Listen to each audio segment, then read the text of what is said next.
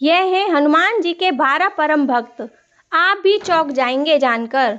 हनुमान जी आज भी सशरीर धरती पर मौजूद हैं। कली काल में हनुमान जी की भक्ति ही उत्तम और फलदायी है। जो भक्त नित्य हनुमान जी की प्रार्थना, पूजा या आराधना करता है, उसे स्वयं ही अनुभव होता है कि हनुमान जी उसके आसपास उपस्थित हैं और वे उनकी रक्षा कर रहे हैं।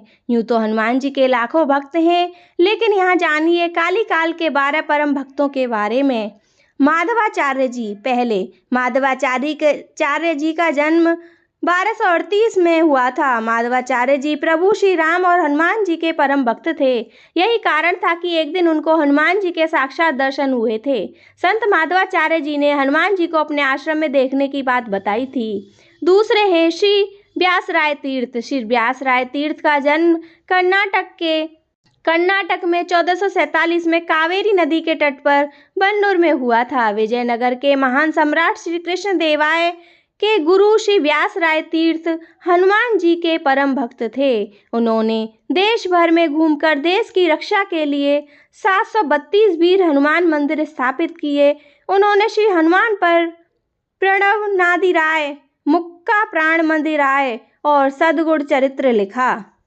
तीसरे हैं तुलसीदास जी। तुलसीदास जी का जन्म 1554 ईस्वी में श्रावण मास के शुक्ल पक्ष की सप्तमी तिथि को हुआ था। तुलसीदास जी जब चित्रकूट में रहते थे तब जंगल में शौच करने जाते थे। वहीं एक दिन उन्हें एक प्रेत नजर आया। उस प्रेत ने ही बताया था कि हनुमान जी के दर्शन करना है, तो वे कुष्ठी रूप में प्रतिदिन हरि कथा सुनने आते थे।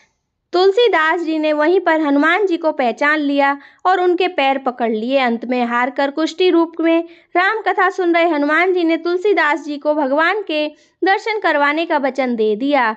फिर एक दिन मंदाकिनी तट पर तुलसीदास जी चंदन घिस रहे थे। भगवान बाल रूप में आकर उनसे चंदन मांग मांग कर लगा रहे थे। तब हनुमान जी ने तोता बनकर यह दोहा पड़ा, चित्रकूट के घाट पे नई भई संतन्नी भीर, तुलसीदास चंदन घिसे तिलक देह रघुवीर।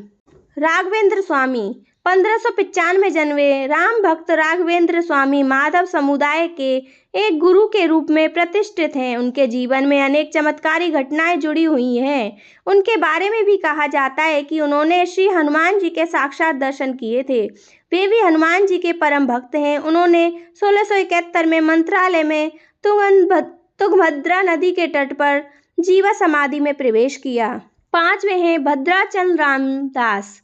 1620 में जन्मे और 1688 में ब्रह्मलीन। भद्राचल रामदास का पूर्व नाम गोपन था। गोपन अब्दुल हसन तहा शाह के दरबार में तहसीलदार थे। उन्हें एक महिला के स्वप्न के आधार पर भद्रगिरी पर्वत पर राम की मूर्तियां मिली। तब उन्होंने खम्माम जिले के भद्राचलन में गोदावरी नदी के बाएं किनारे पर उस मूर्ति की स्थापना कर एक भव्य मंदिर बनवा दिया।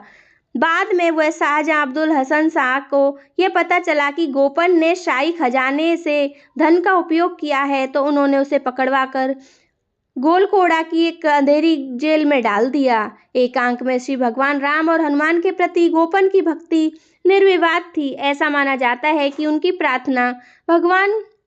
प्रार्थनाओं का जवाब जल्द ही मिल गया। तब भगवान राम ने तानशाह के सपने में दर्शन दिए और शाही खजाने के लिए धन को चुका दिया। राजा को बहुत बुरा लगा और उन्होंने गोपन को जेल से ही रिहा कर फिर से तहसीलदार के रूप में नियुक्त कर बहाल कर दी। समर्थ रामदास। समर्थ स्वामी रामदास का जन्म रामनवमी 1608 में गोदा तट के निकट ग्राम जाम में हुआ। वे हनुमान जी के परम भक्त और छत्रपति शिवाजी के गुरु थे। महाराष्ट्र में उन्होंने राम भक्ति के साथ हनुमान भक्ति का भी प्रचार किया। हनुमान मंदिरों के साथ उन्होंने अखाड़े बनवाकर महाराष्ट्र के सैनिकीकरण की नींव रखी, जो राज्य स्थापना में बदली। कहते हैं कि उन्होंने अपने जीवन काल में एक दिन हनुमान जी को देखा था। 1608 से 1681 को समर्थ रामदास जी ने देह त्याग दिया। छत्रपति शिवाजी 1627 में जन्मे और 1680 में ब्रह्मलीन। छत्रपति शिवाजी का महान मराठा योद्धा थे। उन्होंने बीजापुर के मुगलों, तुर्कों, पुर्तगाली, अंग्रेजों, डचों और फ्रांसीसियों में लड़ाई की। वे भी हनुमान और माता तुगजा भवानी के परम भक्त थे। उन्होंने गुरु समर्थ रामदास के बारे में पहले ही ऊपर लिखा जा चुका है। शिवाजी को साहसी, निडर, विनम्र, बुद्धिमान, महत्वाकांक्षी, अनुशासित और एक विशेष रणनीतिकार, एक अच्छा संगठन और दूरदर्शी के रूप में माना जाता है। 8वें हैं संत त्यागराज। 1767 में जन्मे और 1847 में ब्रह्मलीन संत त्यागराज श्री राम और हनुमान जी के परम भक्त थे। ऐसा माना जाता है कि उन्होंने 6 करोड़ बार श्री राम के थार का नाम पाठ किया और तिरुभियारू के तिरुमंजरा स्ट्रीट पर अपने घर के सामने सीता देवी, लक्ष्मण और श्री अंजने के साथ श्री राम के दर्शन का सौभाग्य प्राप्त किया। 9वें हैं श्री रामकृष्ण परमहंस। 1836 में जन्मे और 1886 में ब्रह्मलीन स्वामी रामकृष्ण परमहंस श्री हनुमान जी के परम भक्त थे। हालांकि उनकी प्रसिद्धि काली के रूप में ज़्यादा थी क्योंकि वे मंदिर के पुजारी थे। कहते हैं कि श्री रामकृष्ण परमहंस ने हनुमान जी की भक्ति इस चरमता के साथ की थी कि उस भक्ति के चलते उनकी रीढ़ में से लगभग एक पूंछ निकलने लगी थी। दरअसल रामकृष्ण परमहंस ने धर्म के सभी कर्मों की पद्धति से भक्त करके सत्य को जानने का कार्य किया था। 10वें हैं स्वामी विवेकानंद। 1863 में जन्मे और 1902 में ब्रह्मलीन स्वामी विवेकानंद को सभी जानते हैं। रामकृष्ण परमहंस के शिष्य स्वामी विवेकानंद अपने शिष्यों और दर्शकों को हनुमान जी की कहानी से प्रेरित करते हैं।